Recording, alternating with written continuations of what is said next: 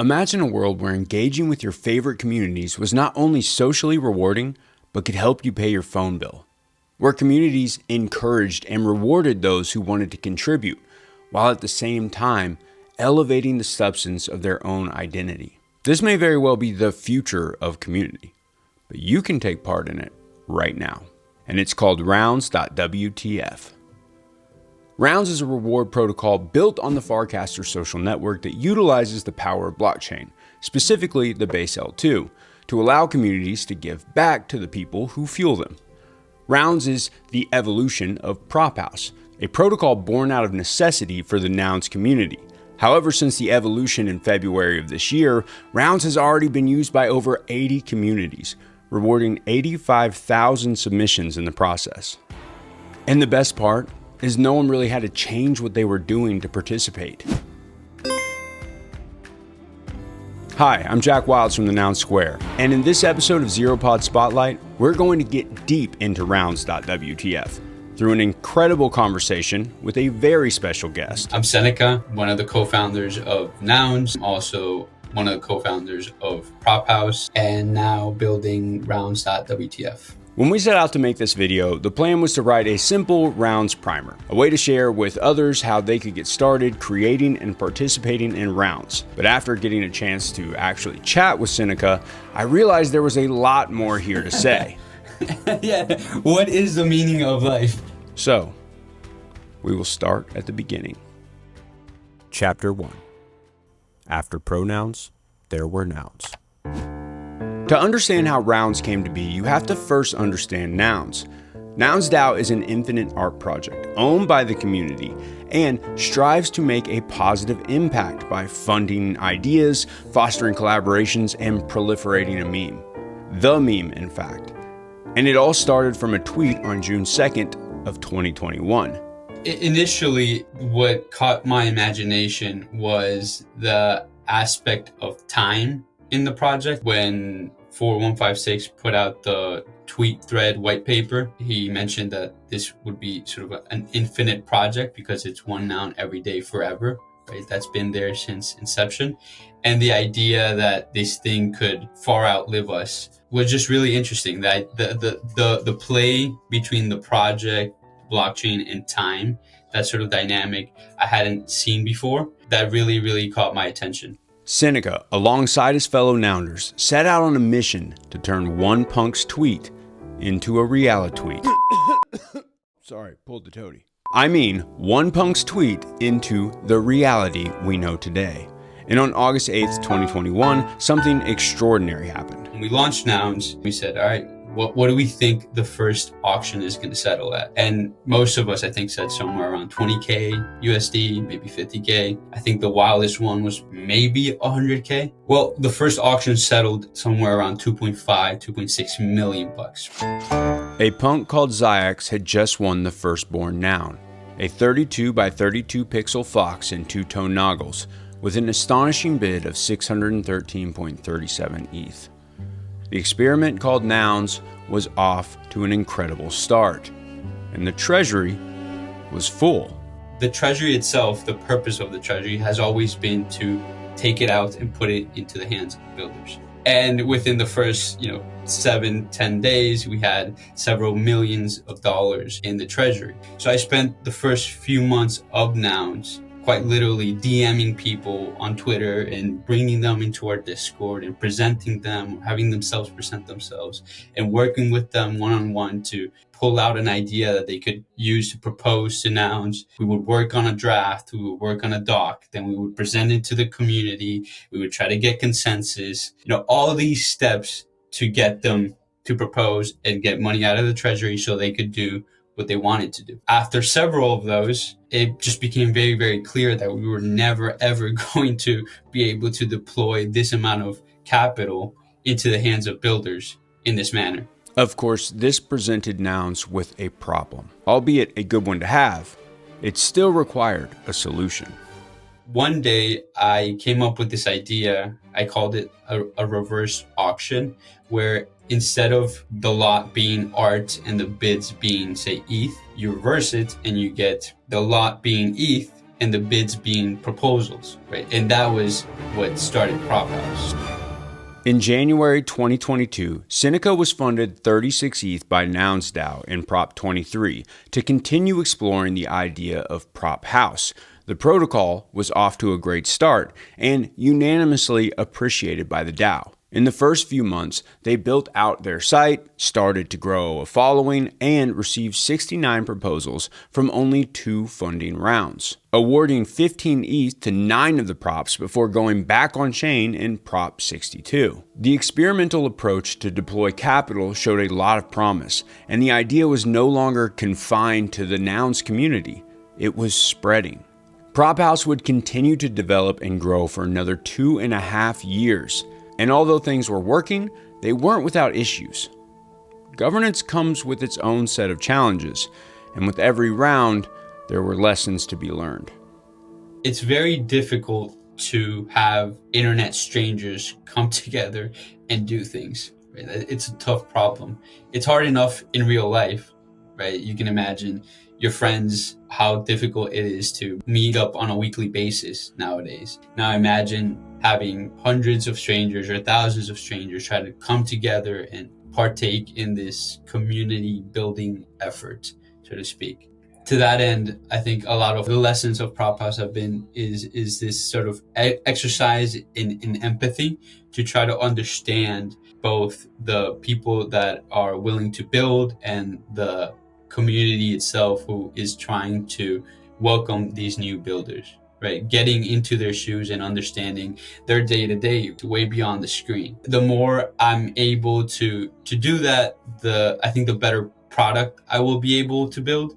But ultimately, it's impossible for me to feel what you feel. It gets kind of philosophical, but you start like mirroring yourself in them and trying to see in you how you can make the product better. I think a lot of us who are building product kind of think too much about the screen and people picking up the phone and notification. But in reality, we're all just humans, and we wake up and we drink our coffee and then we hang out with our families. And so where in that realm does the product fit? What does it mean to use a product? What does it mean to partake in the product? Over the last 3 years, I think I've matured quite a bit in those terms. Initially, you're kind of optimizing for numbers. I would say that those numbers are just downstream of understanding people and the people that you're serving. It's incredibly hard for communities to get together. It's incredibly hard for people to propose things, to build, and no amount of UX optimizations can get you there. What you really have to do is almost jank it all out, make it sort of almost transparent in their lives. And so, the light of Prop.House would begin to fade. But as with all sunsets, a new dawn was just over the horizon. And with it came solutions.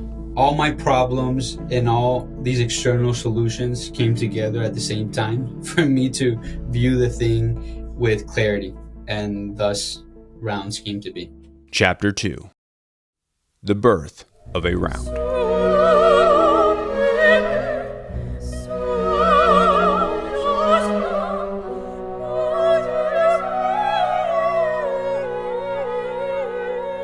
Have you ever had an amazing sandwich at a deli?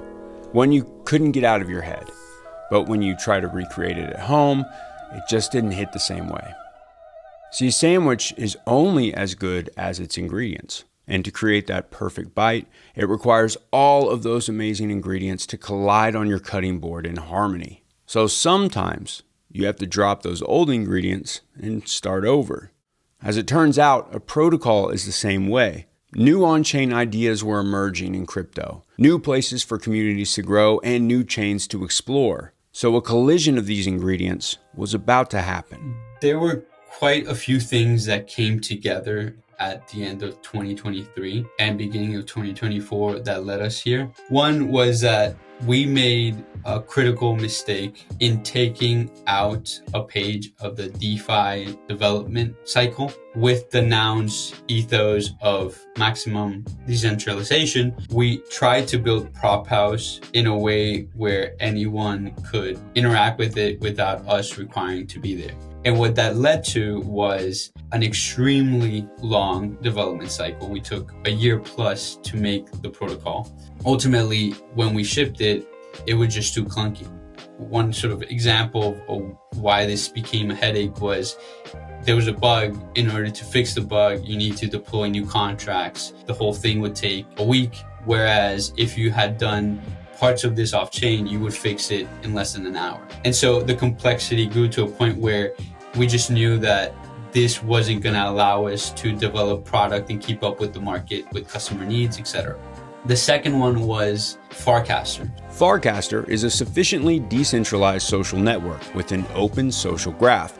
It allows users to actually own their accounts, and it rose to popularity with the Nouns community in 2023. But it would soon launch a feature that would change everything. I joined Farcaster somewhere around summer 2023-ish, or maybe earlier, but I started being active when all Nouns came in, which was around that time. And I just had this antenna for on-chain communities, right? Since 2021, I had been looking for Nouns-like things. When I saw Farcaster channels, it was very clear to me that if this were to ever pick up, these were going to be DAOs, right? Like lightweight DAOs, call it whatever you want. But these were going to be on-chain communities. So near the end of 2023, I started experimenting with Prop.House on Farcaster. So if you look at maybe November, I started launching Prop.House rounds on Farcaster. We ran a couple and it was just too clunky, right? Getting people to have to leave Farcaster, go to the Prop.House UI and vote and propose, it was just too much. Throughout that time, my conviction kind of kept growing, because on one side, I was seeing that communities, on-chain communities, the things that we were looking to serve were finally picking up, finally coming to fruition. Whereas on Prop.House, we had this very complex architecture. We couldn't move fast. There was really nobody to serve. Then Frames Friday happened and something clicked. We have to build on this thing. We have to do this. Fuck everything else. It all just made sense. Between that Friday, maybe 10 days went by, we had built an MVP for what would be rounds entirely on Farcaster using Base. Base was the final ingredient the team had been looking for, but it was for a lot more than their cheap fees. Just creating a round on mainnet was like $30. And at some points it would hit like $100. That sort of thing is just a no-go, right? Like you're not even gonna play the game because it doesn't make sense. Base comes by and offers just low cost, a great experience. Everything sort of settles within seconds as opposed to what happens on mainnet. But more than that, Base, what it means to me is a culture fit. What Jesse and the Base team have done, I think, is incredible. Not only on the technical front to allow developers like us to build on Base, but really their push on culture is just as important. And some would say it's even more important than the technical capabilities of the L2, because you make the thing approachable. Not only for us, of course, like, you know, these devs can just go and read the docs and whatnot, but it makes using the thing approachable for end users, right? They're excited about it because Jesse's always talking about on-chain. So like those things matter. They go unseen because they're just very human things and they're not really tangible. But ultimately what made us go with Base is yes, the technical aspects of the L2 are incredible and they're very low cost and make UX a breeze, but also the culture fit that Base represents for the broader space and for us as well. At the end of February in 2024, the first ever Nouns Retro round would be cast. First rounds were deployed, huge success. We were able to reward maybe 10x more people than we ever had before in Prop.House. We expanded to new channels. We've run maybe 20, 30 rounds for Nouns channel specifically. If you add animators, Nouns Retro, Nouns Draws, and everything else we've experimented within Nouns, you know, we've probably rewarded at least 10x more people than we ever did in the 3 years of Prop.House. That's more or less a story of how rounds came to be. Seneca and co-founder Solimander were invigorated with the potential in this new version of community funding. They went on-chain in March with Prop 506, asking for 50 ETH to be used 100% towards Nouns contributor rounds. The prop passed 81-1. A few months later, Prop 546 passed 118-3, and they were funded 250 ETH for Nouns contributors. In Prop 548, the team went all in and asked for additional resources to go full-time building rounds. Prop.House would be no more. In their proposal, they commented on the problem with scaling in Nouns, and after 2.5 years of hard work, they believed they were onto a solution. There's one line in this proposal that stands out to me. I really like it. It says, "Years of improving voting UX led us to a key insight. No matter how simple voting is, it will always be too much." Chapter 3. You're already doing it. Governance is hard work, and it requires a lot from the average person. But does it have to be? We're already doing this. Everybody's already posting on Instagram. Everybody's already posting on Twitter. Everybody's already on social media apps. Right? And so rounds feel so natural just because it's not anything new. You're just posting, and lo and behold, surprise, surprise, communities are willing to reward you for your contribution, for your art, for your music, for your dev work, for whatever it may be. Prop.House and rounds are alike in that at a high level, they aim to do the same thing. They help on-chain communities reward their contributors. At a lower level, they're different because one requires you to propose, so it's future-looking funding, whereas on rounds, it's all retroactive. And the reason for that is because judging retroactive work is infinitely easier than judging future-looking work. If it's already done, you could, in a few seconds, say, this is awesome, or this thing sucks. On the other end, if it's future-looking, you have to research the person, who they are, what they've done, are they capable of doing this thing, reviewing, budgets, etc.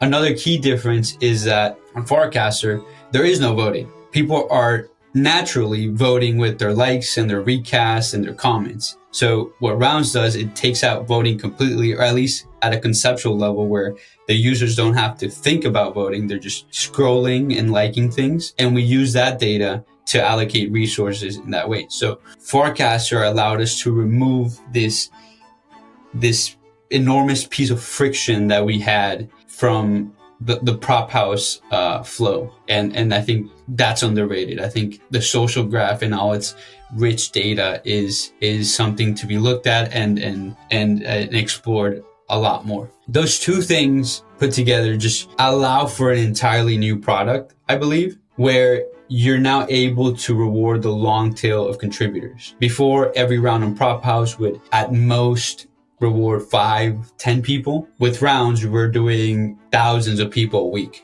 And although Seneca believes there's still a place for the Prop.House model, it's not what's inspiring them now.